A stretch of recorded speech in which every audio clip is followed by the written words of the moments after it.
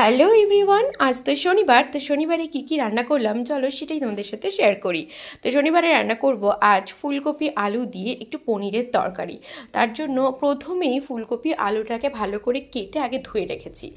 এবার পনিরগুলোকে একটু বড় বড় করে কেটে নিচ্ছি। তারপরে দেখলাম বেশি বড় হয়ে যাচ্ছে, তো চলো মাঝখান দিয়ে ভাগ করে দিলাম। যাই হোক, সব তো একই জায়গায় যাবে। তো চলো এবার পনিরগুলোর মধ্যে মাখিয়ে নিচ্ছি একটু নুন হলুদ। এবার পনিরটা ভালো করে মাখিয়ে রেখে দেবো না আর কি, ভাজবো। ভেজে পনিরটাকে নরম করার একটা ট্রিক তোমাদের আজকে দেখিয়ে দেব। তো চলো, আগে পনিরটা তো ভালো করে মাখিয়ে নিলাম। এবার প্রথমে আগে কড়াইতে তেল গরম করে নিই। আগে আলুগুলো ভেজে নিই। আলু আর আলুটাকে ভেজে নিই আগে। তো আলুটাকে তো ভাজার প্রসেস জানোই, নুন হলুদ দিয়ে ভালো করে আলুটাকে আগে ভেজে নিতে হবে। তো আলুটা ভাজতে ভাজতে ওদিকে কিন্তু আমি একটু গামলাতে বসিয়ে দিয়েছিলাম গরম জল। এই গরম জলটা মধ্যে আগে দেবো ফুলকপি ভাপে দেবো আর কি। তো তোমরা এইভাবে ফুলকপি ভাপে দিয়ে কারা কারা রান্না করো অবশ্যই কিন্তু লিখো।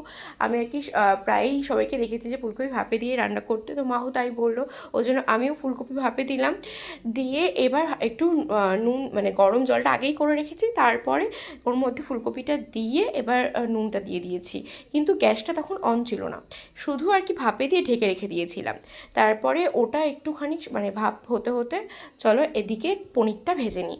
পনিরের মধ্যে বলছি, আগে তেল গরম করে তো পনিরটা ভেজে নিয়েছি। পনির ভাজা কমপ্লিট।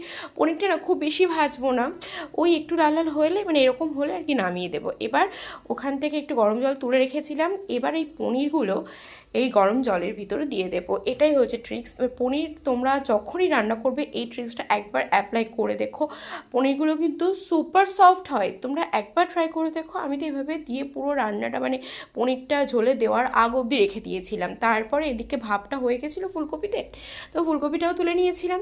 নিয়ে এবার ফুলকপিটা একটু চলো শ্যালো ফ্রাই মতো করে নিই। ফুলকপিটা তেলের মধ্যে দিয়ে দিয়েছি। দিয়ে এবার হচ্ছে কি একটু নুন হলুদ দিয়ে ফুলকপিটাও ভেজে নিই। এখানে চাইলে হলুদটা স্কিপও করা যেত, তোমরা চাইলে স্কিপও করতে পারো। আমি এখানে একটু সামান্য দিয়ে দিয়েছিলাম। তো সামান্য দিতে গিয়ে দেখি হলুদটা অনেকই হয়ে গেছে, একদম ফুলকপিটা হলুদ হলুদ হয়ে গেছে। তারপরে দেখো এখানে ফুলকপি তো শ্যালো ফ্রাই করা কমপ্লিট। এবার এটা তুলে নিচ্ছি।